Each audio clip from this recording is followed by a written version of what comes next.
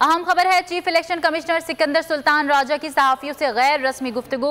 Election commission इंतखाबात के लिए हमेशा तैयार है, नए इंतखाबात का फैसला हुकूमत ने करना है। इलेक्शन कमीशन का काम साफ, शफाफ और गैर जानिबदार इंतखाबात का इनेकाद है। हल्का बंदियों पर तेज़ी से काम जारी है।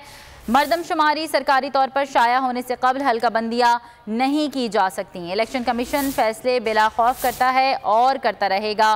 फैसलों से कोई नाराज़ या राज़ी होता है तो ये उनका मसला है, सब हमारे दोस्त हैं। चीफ इलेक्शन कमिश्नर ने कहा कि इलेक्शन कमीशन आइन और कानून के मुताबिक फैसले करता है। Chief election commissioner Sikandar Sultan Raja की सहाफ़ियों से गैर रस्मी गुफ्तगू। उन्होंने कहा, इलेक्शन कमीशन इंतखाबात के लिए हमेशा तैयार है, नए इंतखाबात का फैसला हुकूमत ने करना है। इलेक्शन कमीशन का काम साफ, शफाफ और गैर जानिबदार इंतखाबात का इनेकाद है।